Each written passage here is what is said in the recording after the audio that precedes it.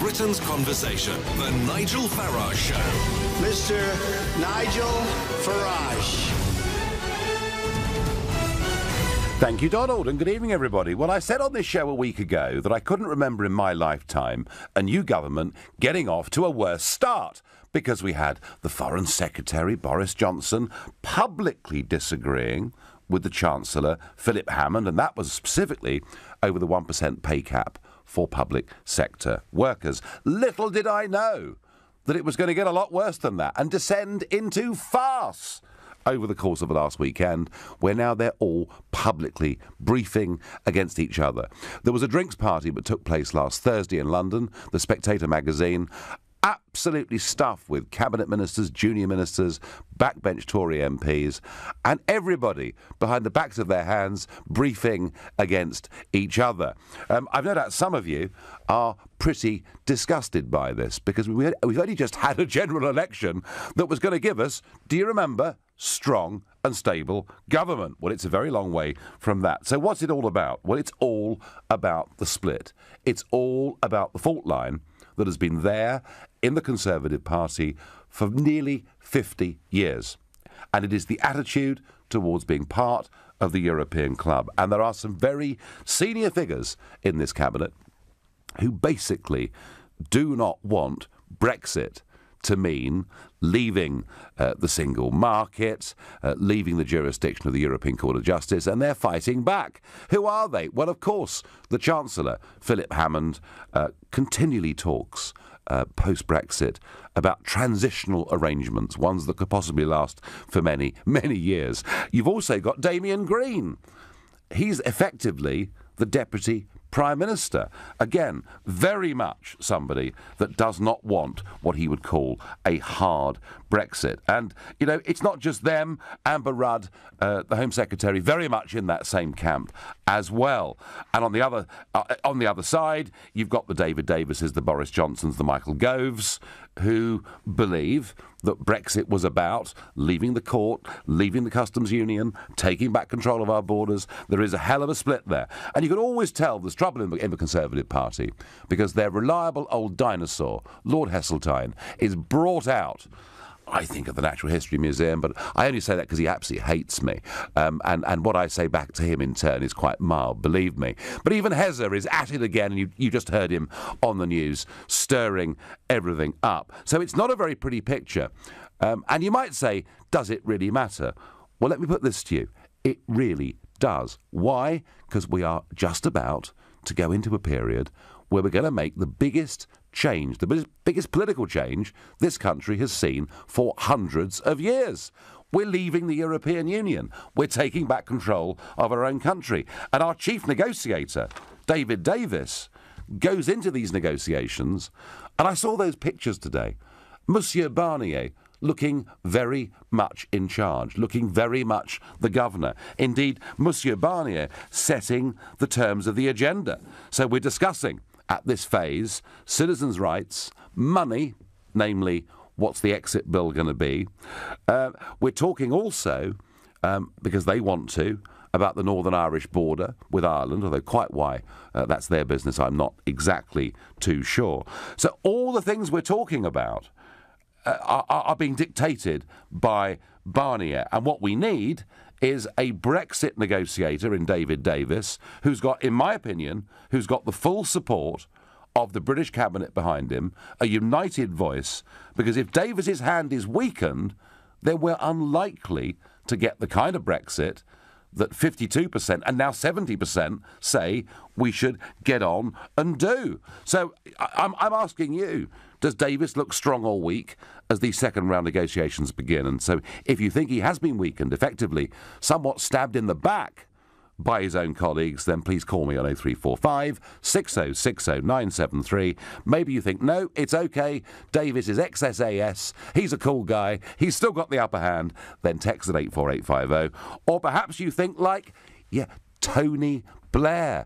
Did you see him pop up over the weekend, giving those interviews, saying that Brexit must not happen?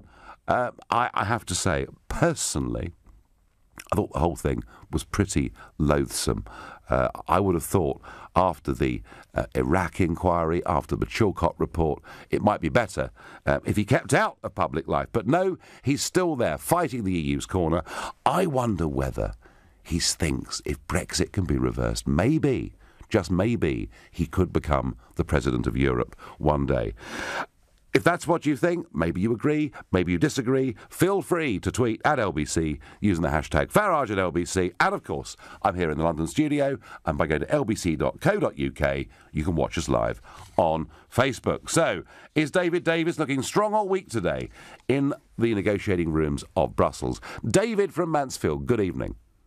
It doesn't matter if David Davis is weak. The total Tory government at the minute is embarrassing. I voted for Brexit. Yep. Now I'm thinking, probably not, because what we're going to look like in Europe, we're not strong.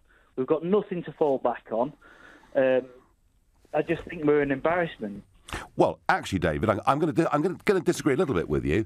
There's a lot to fall back on when you've got, you've got America, you've got Australia, you've got Japan, and many other countries, lining up and saying, "Hey, we've just done it. Europe has just done a free trade deal with Japan. Yes, I know it's took them years to do. Hang on, Switzerland did this years ago, David. Yeah, very true, very true. I mean, no, look." I agree with the first. I agree with the first thing that you've said, that it is actually embarrassing, and it is very difficult to see how Barnier is going to take David Davis seriously, because he's going to say, "Well, David, these points you're asking for, is this your personal opinion, or is it the opinion of the Foreign Secretary, or is it the opinion of the Chancellor?" It's difficult, isn't it, for Davis to represent the British government and be taken seriously, given this really bad behaviour. Well, the Tory government at the minute, I'd say I'm a centre-right person. Yeah. And I voted for the Tories in the last government because from Mansfield we wanted the hard Brexit. We voted for the hard Brexit. That's what we voted for. I think everybody who voted for Brexit voted for a hard Brexit. We didn't vote for a soft Brexit. No. We voted out.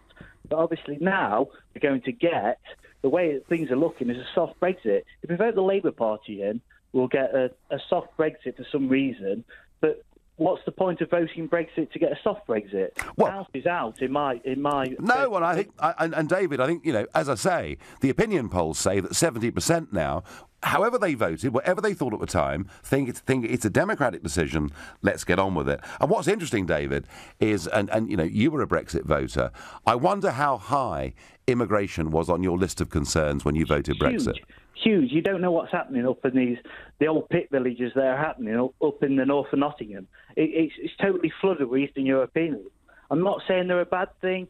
I'm just saying that it's totally. There's places like Shirebrook that probably people won't have heard of. It's now just totally gone because of Michael Ashley's Sports Direct. Yeah. Obviously employed by everybody who is Eastern European because they're low-cost labour. Fair enough, no problem. You're a businessman. You want to get costs down. Yeah, I'm going to say. But what has it done? Yeah. Mike Ashley, by the way, folks, is not on his own in doing this. A lot of big businesses have. But what you're saying, David, is it's fundamentally changed the community.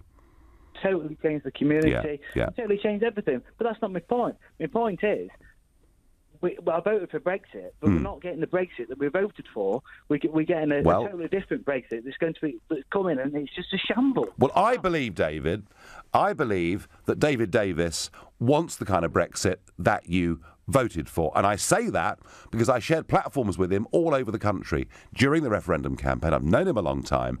But if his hand is being weakened because his own side are effectively trying to put knives in his back to try and water down Brexit, then we're not going to get it. David, I thank you for your call. And I think there are millions of people like David out there, who voted because they do genuinely want us to get a grip on our borders. And at the moment, there is no sign of that at all. Bob in Bath, good evening. Good evening, Nigel. Good evening. So, is David Davis looking strong all week in this negotiation? I think you are doing a very, very disservice to our government. Me? You are backstabbing everyone. Hang on. I've supported you, Nigel, many, many times. I've spoken to your offices. I've spoken to your officers. Yep. And now, all you're doing is trying to split our government. Now, our government is what we have voted for. We had a referendum. You now support Corbyn many, many times. His name has cropped up many, many times. It's time you got off your high horse and supported our government. Well, Bob, hang on a second. Bob, before we go on, Bob, hang on, because you're raising some big points here. This government doesn't need any help from me to split. It's split already. Look at the way they're behaving, Bob. Publicly rowing with each other, briefing behind each other's backs at spectator parties. Just read the Sunday newspapers. Bob, this isn't my doing. This isn't my doing. You just read the social media, all you guys. You're nothing but a load of traitors. You're becoming as big a traitor as the rest of them. To what? Support our country. Bob, I want to support our country. I want to support our country, and I want to support our government. But how can I when they're not giving a clear, consistent tune? They can't give it because you and the likes of you are stabbing them in the back all the time. Lay off. Well, Bob... We've made a decision. Support our country. I do. Bob, I've spent my whole political career believing we should be independent, free and self-governing. And I promise you, when Theresa May gave that Lancaster House speech, I said on this programme that I agreed with every word she'd said. All right? I'm quite prepared, Bob, to bury any party political loyalties in the interest of us getting the Brexit that we voted for. Right now, Bob, we've got a government that really are at sixes and sevens, and that to me is the problem. Bob, I thank you very much for your call, for your opinion. I've been called a lot of things over the years, and the list just keeps growing. You're listening to The Nigel Farage Show, exclusively on LBC, and it's 7:15. Well, before the break, I was told all sorts of things. It's all my fault. Everything is my fault. Brexit is my fault. The split in the government is my fault, and Gordon was on there having a real go. And if any of you are feeling that you fancy a sort of early evening punch-up, 0345 6060 973, I'm sitting here, I can take it. On Facebook, Douglas says, send Mog to assist Davis. I wondered how long it would be before Jacob's name cropped up. Theo says, good Lord, all the mandarins within the Tory party have started sharpening my knives. Let's save the Brexit cause. Ben says, what we need is politicians that respect the referendum and stop negotiating and leave. So Ben's for walking out tomorrow. Well, one thing for certain is that Tony Blair absolutely does not respect the result of the referendum. He said it must be stopped. Here's a thought I get from Ollie on text. Get David Davis to work with business leaders to execute the best deal possible. Similar to the Trump administration. Current structure won't work with a majority cabinet but don't believe in Brexit. It's a fair point. May should sack all the Ramonas in her cabinet and just walk away, Mrs May, says Joe in London. So one or two people getting very impatient, I sense, with the whole renegotiation process. I didn't vote for a hard or soft Brexit. I voted to leave the European Union to become a free and independent country, I get on Twitter. It's a Whitehall farce. Baldrick could do a better job at the moment. Rees-Mogg for the top job. Now, this just doesn't stop. Whether this is just me on this show, or whether there is a sort of national pro-Jacob phenomenon since he named his sixth child Sixtus, I don't know. Something perhaps is going on. Gordon in Watford. Has Davis been weakened by all of these splits? I don't think he's been helped. I mean, Nigel, I am not interested in a hard Brexit or a soft Brexit or an easy Brexit or a difficult Brexit. But I fear that we're gradually sliding towards a fudge Brexit or a botched Brexit or a patchwork quilt Brexit. Now, and I was in the city, apologies for that. And so you'll know what I'm going to say next. You'll understand it. If the European Union was a share, I'd be a seller. Mm-hmm. Basically, if we look at Europe, what has it achieved in the last 43 years since we've been in?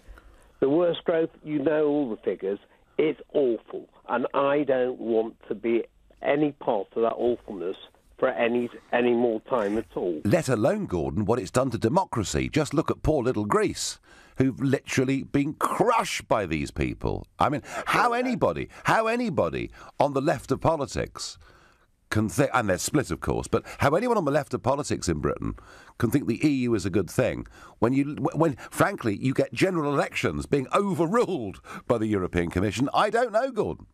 No, and I agree with you on that. And I think that the Conservatives could do some things to try and get the people behind them, which they were, and I think still are.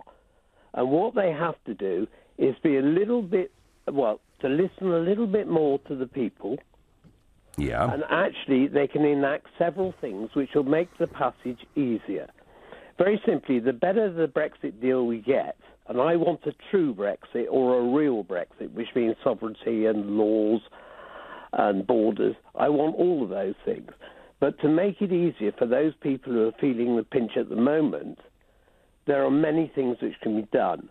Foreign aid, if we cut it in half to 0.35%. Yeah, but Mrs May is committed to keeping it at the Cameron level, Gordon. It's going to be £13 billion next year. The reason she did so badly is because she concentrated on Brexit thinking she had it. She had a lead in the polls, a big lead, when she said those words on the steps of Downing Street, when she was first put in as Prime Minister, not elected at that stage, when she said she wanted a fairer Britain. She did. And basically, she's done nothing to make it fairer. And if you like, my crazy mathematics have quickly worked out a way to actually save 11 billion. I actually think, yes, the amber lights are flashing towards another general election, which I don't think will happen quickly, but it could. But Gordon, even if they do one or two things that are very popular measures, it's very difficult for the people to get behind a government that is giving out different messages. And on Brexit, they really are. They are split. I mean, very simply, I agree with a flippant point, perhaps it was flippant, that you made. If you're not on side, if you don't want Brexit, then you should move over and let somebody else take the seat. Because, quite frankly, that's no position from which to negotiate. I believe that when we look at negotiations, Britain does not play or seem to realise it's got the best hand here. Of course it has. Now, Gordon, I'm with you on that. I think we've got a great hand, and yet we're being dictated to. Monsieur Barnier looks like the headmaster. He set the things we'll negotiate before we can even discuss trade. And then, in an attempt to really undermine us, Gordon, he last week met up with Corbyn, Sturgeon and Carwyn-Jones from Wales. We've now got Verhofstadt, the EU's representative, suggesting Corbyn becomes part of the negotiating team. So David Davis actually is struggling both ways here, isn't he? Number one, he's being undermined by his own cabinet, and number two, you've got a willful attempt now by the EU to try and split the British political system. That's how I see it, Gordon. Are you optimistic, Gordon, that Brexit's going to happen properly? I didn't quite catch that, Nigel. So I said, are you optimistic that Brexit is going to happen properly? No, I'm not optimistic of it, but I think it still could. Still could. Thank you, Gordon, very much indeed. Lisa, in Southern, in Warwickshire, good evening. Good evening, Nigel. It's a pleasure to speak to you because I've been a fan of yours for many years. Well, as a fan, that's lovely. But you tell me, Lisa, what on earth should be done? How is David Davis, at any point in this, going to be representing a united cabinet and government? Well, I just think at the moment that the political system is just in an absolute shambles. I've always voted Tory, and I've always voted Tory, not just because I've always lived in a Tory stronghold and that they're always guaranteed to get in, but I've always voted Tory because my parents were self-employed. We've been very low end users of the public sector, really, and we've paid a lot of tax. And, I've always felt I am very much a Tory, and I've always supported the Tories, although even when Labour were in power for 13 years, I've always stuck by them, and I've always thought that their points of view were truer. And I was delighted when the Tories got in, albeit a coalition, because I just thought, thank God, we've got a proper government almost to a point. Doesn't look like it now, Lisa, does it? Just a few weeks in. No, and this is what I'm so disappointed about, is because One of the things that May really did so badly was that she had such high opinion ratings. And what she didn't do was she forgot about her manifesto. She completely didn't build something that would help her win locally. She was thinking, OK, this is about strong and stable government for Brexit. She forgot that actually what Jeremy Corbyn was doing, he was playing top trumps and he was winning because he was basically thinking, right, which votes do I need? Who from? No, and they they segmented it, Labour, very, very cleverly. And when I say that, I get people screaming at me that I'm now a Corbyn supporter. I'm not. They just fought a better, cleverer campaign. But Lisa, what do you think should now happen, given that David Davis is out there doing battle on behalf of the country with a divided cabinet and government behind him? Well, I think, for goodness sake, I think one of the things I don't like about politics is how you can have a political party in power and somehow you've got politicians sabotaging your own party because you want a political gain out of it. You want a better job. You want your side to come through. And that's one of the frustrating parts. But how do we do it, politics. Lisa? What has to happen? I think the Tories need to either keep their mouths shut, keep them be unified, albeit you might be frustrated. But I think the party is more important than individuals, and I think the Tories need to deliver this Brexit. It's a soft or hard Brexit. It makes no difference. It's Brexit. It's either Brexit. It's either Brexit or it isn't. It's as simple as that, isn't it?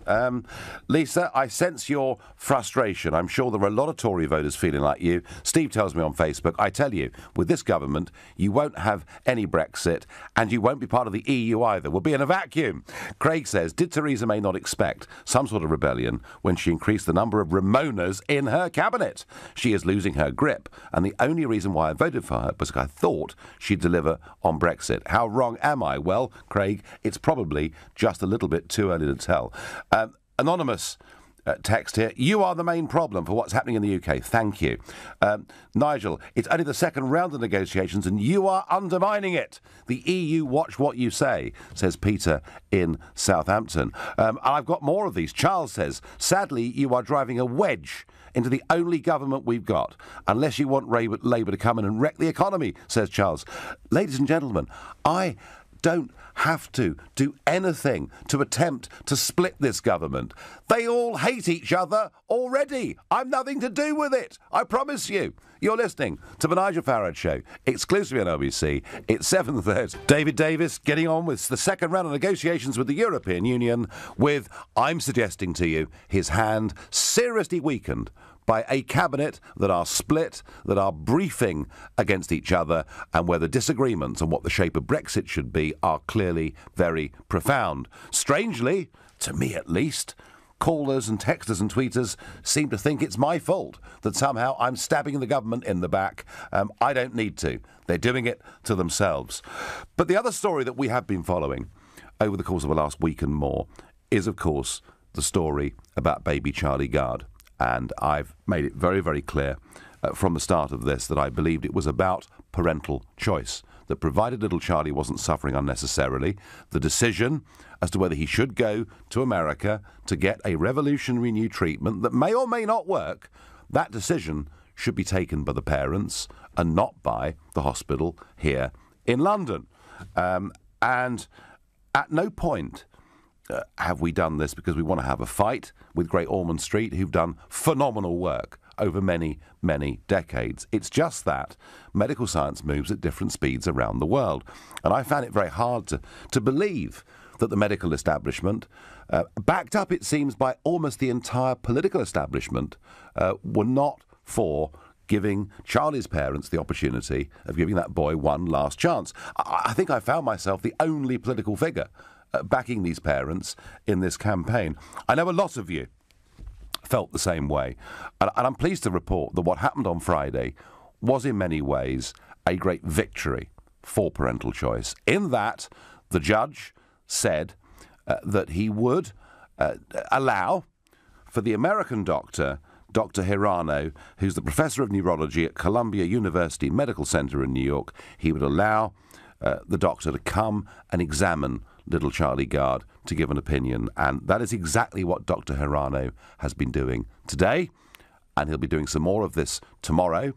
And there will be a report that goes back to the court this Friday, and we'll get a decision next Tuesday, a final decision next Tuesday on what is going to happen. And I think it was a great victory that the judge has allowed for this to happen. And having spoken to Charlie's parents, face to face, and if this doctor says, look, I'm sorry, there is absolutely nothing that can be done, they would accept this. They're rational, sensible people. But all the while they feel there's a glimmer of hope, please don't blame them for fighting to give their kid one last chance. I suspect every person listening to this show, if they put in the same position, would feel the same way. So we'll see what happens with that story over the course of the next few weeks. And back to David Davis going in. It looked to me rather like the headmaster's office with Mr. Barnier this morning and without a united team behind him.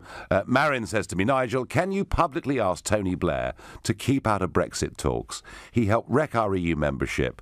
He should have no power to wreck our EU exit. Douglas says the more the EU try to drive us down, the more I think we will succeed. We are at our best in adversity. Douglas, we are at our best in adversity if united.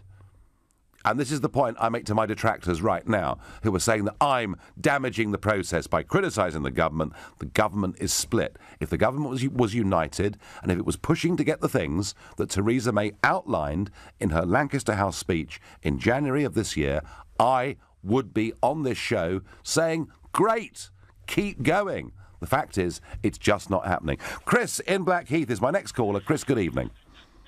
Good evening, Secret Remainer. How you doing? I'm a secret Remainer, am I? Oh, God. Well, now, I tell you what. What do you mean, are you? How many times have I told you you're a secret Remainer? Am I? You stood up in the European Parliament. You helped the Remainers by acting like a petulant child straight after the referendum. You got Lectern Theresa, who keeps on flipping, dragging a lectern around wherever she is. She's not happy unless she's standing at a lectern making some kind of diktat. You then got people coming out with no plans, like yourself, like Boris, like what's this guy's name, Michael Gove. Everywhere goes, he goes leaving a trail of destruction. He's terrible at education. What else have you got here? I'm not sure if I'm warming to you. I'm not sure if I am. Now that I know that you are the Remainer General, but it's not just you. Well, I tell you what, Chris. I mean, if you're right, in what you're saying here, then it's been a pretty good cover act for the last 25 years, hasn't it? Do you know what? The Scarlet Pimpernel, they seek him here, they seek him there, they seek the Pimpernel everywhere. Come on, Nigel, seriously. This time I made sure I made notes just so I could get my point across. Distinctly, I honestly believe, and I hope, because everybody knows, I am a Remainer. I'd never have guessed Chris in Blackheath. I really wouldn't. Well, Nigel, let's put it this way. We're not going to leave the EU, and if we do, we are going to... So you're a Blairite. You're a Blairite. It's never going to happen, yeah? I don't even think it's about being a Blairite. I think, in the House of Parliament, the MP that actually stood up the day after the referendum and actually said, we do not need to do this. This is a plebiscite referendum. That's right. All those horrible, thick people, those voters that don't wash enough.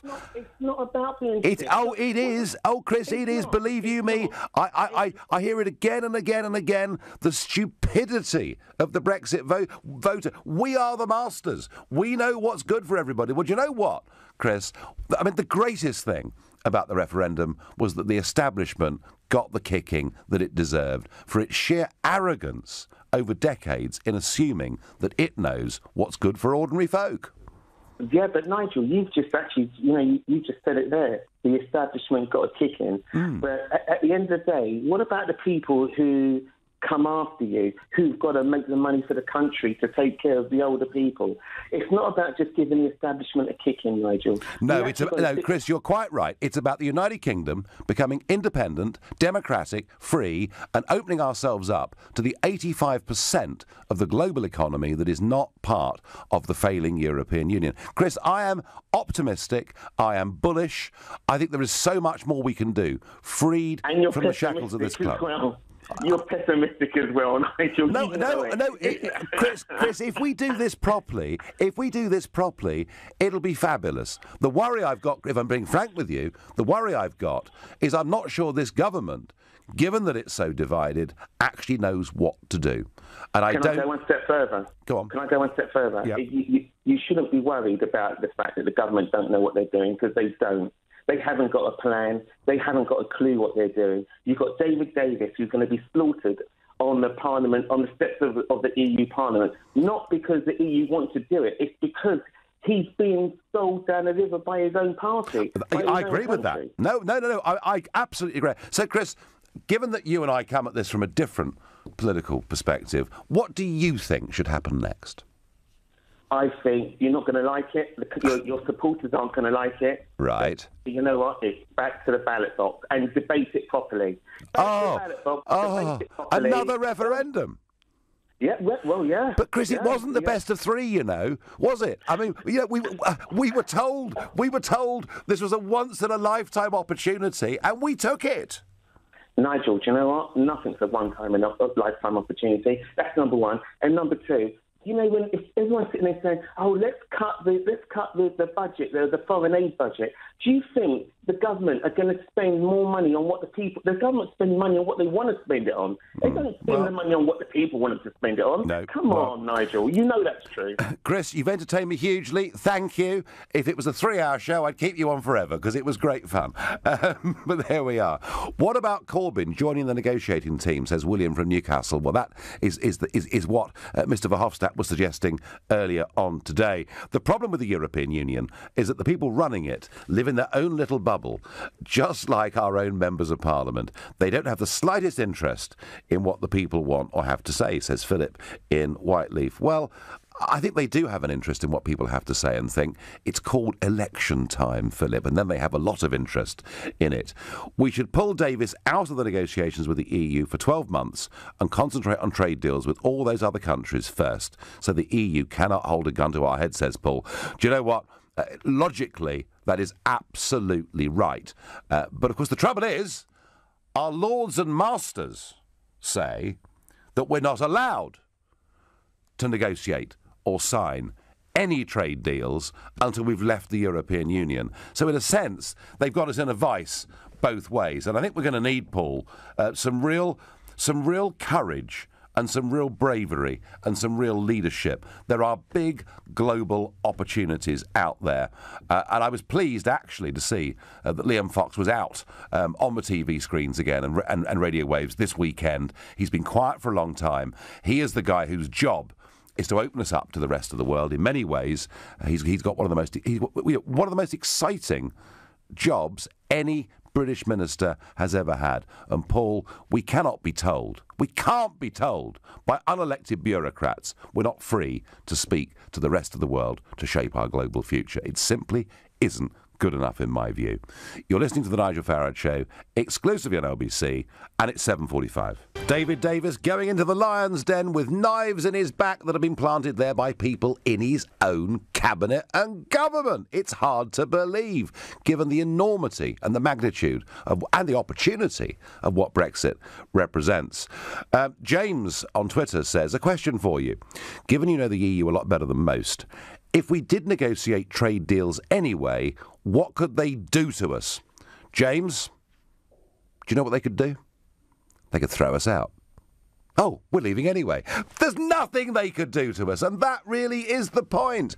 And even if we wanted to obey the letter of the treaty, we might not sign the deals until the day we leave, but we should now actively be negotiating them. Now, I've heard that man Verhofstadt, who I do battle with in the European Parliament, I've heard him saying Britain should not even be allowed to negotiate. The hell with that. We should be going, James, at full pelt.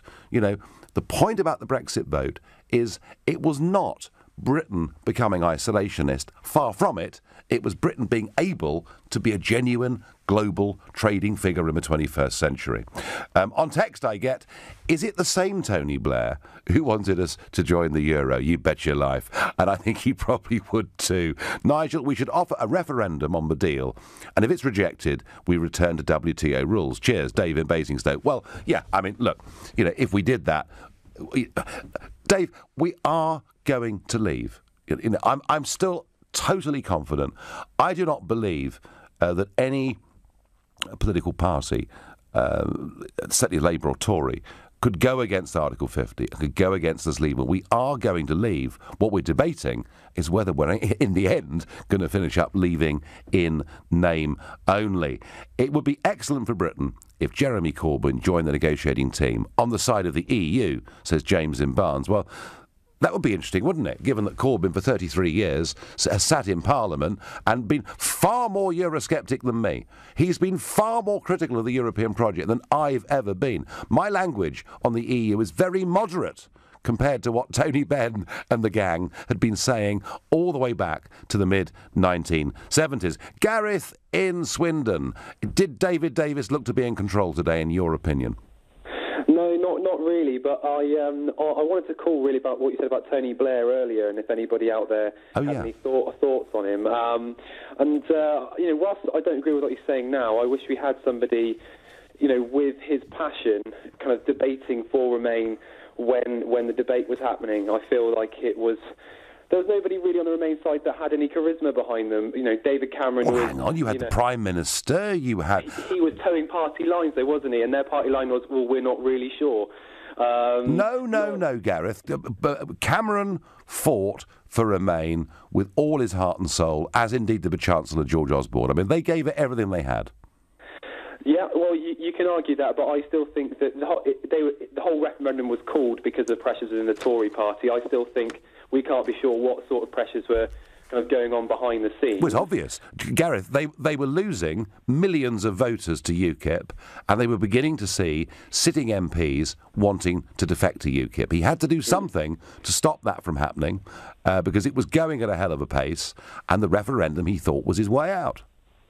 Yeah, and I think that realistically, my point was that you've got all these passionate people on the Brexit side, that like yourself, like Boris Johnson, big personalities. I don't think David Cameron or George Osborne connected with the people like how yourself did, or how Boris did either. And Lib Dems, well, no one really takes them seriously or listens to them anyway. So hang on, Nick Clegg. This guy had been Deputy Prime Minister. Yeah, well, very senior position in our country. I think you're saying that with a pinch of Gareth, irony, really, honestly. No, honestly, no one listened to the Lib Dems. They lost so many votes after they got into power. Gareth, whatever my point is actually that, whilst I would love that we had someone like Blair, not Blair himself, because I don't think he would have helped the Brexit or the Remain cause at all.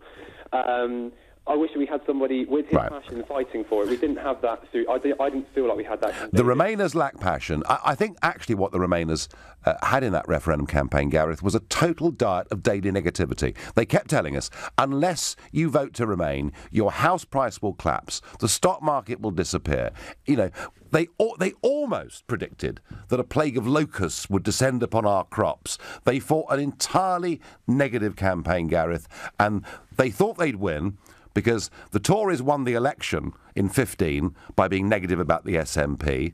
They felt they won the referendum in Scotland by being negative about what withdrawal from the United Kingdom would mean. It was the third year in a row of negative campaigning, and it didn't work. Gareth, I thank you for your point that Blair, whatever his faults, Gareth makes the point, Blair is a politician of passion who makes his arguments, which indeed, at his best, and I'm going back 10 or 15 years, he was probably the best in the business by quite some margin at doing that. Sean says, trade will decide this. The Germans will not want to lose exports to the UK. Logic, Sean, says you're right. I'm not so sure Mr Barnier is thinking about economic logic. I think he and Juncker are trying to preserve the failing project that is in many ways falling apart at the seams. And I love it how when we discuss Brexit it gets so personal. It's wonderful. Jan says we need a referendum that is not based on lies. Your lies, Nigel. Jan, we've had this many times. And I challenge you all now.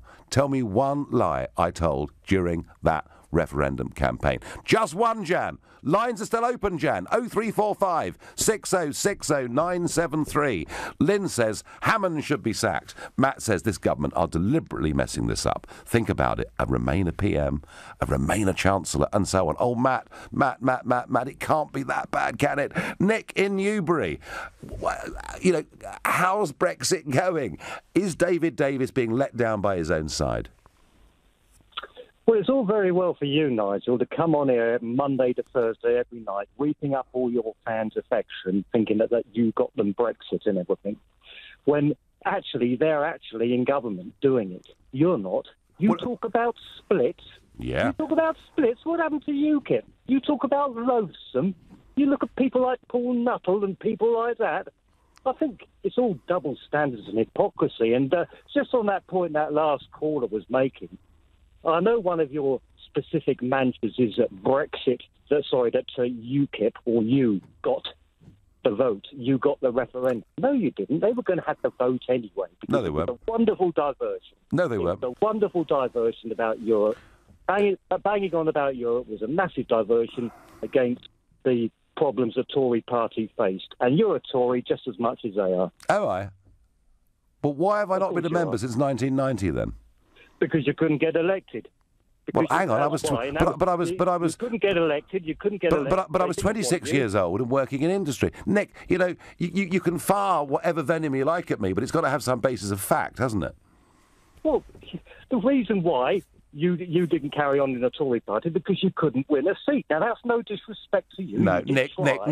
Sorry, that is utter. That is utter nonsense. I was only a member of the Conservative Party. I had no ambition ever to be in elected politics.